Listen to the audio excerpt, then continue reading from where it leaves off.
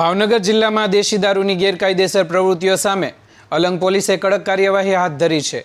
દેશી દારૂના ગુનામાં સંડોવાયેલા એક ઇસમને પાસા હેઠળ અટકાયત કરી મધ્યસ્થ જેલ વડોદરા ખાતે મોકલી આપવામાં આવેલ છે।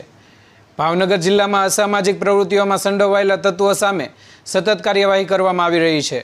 અલંગ પોલીસ સ્ટેશનના પોલીસ ઇન્સ્પેક્ટર PM દેસાઈ દ્વારા દેશી દારૂની ગેરકાયદેસર પ્રવૃત્તિમાં સંડોવાયેલા અર્જુનસિંહ લીલુભા ગોહિલ ઉંમર 40 રહેવાનું નવા ગામ નાના તાલુકો ઘોઘા જિલ્લો ભાવનગર તેમના વિરુદ્ધ પાસા દરખાસ્ત તૈયાર કરી જિલ્લા મેજિસ્ટ્રેટ સમક્ષ મોકલવામાં આવી હતી।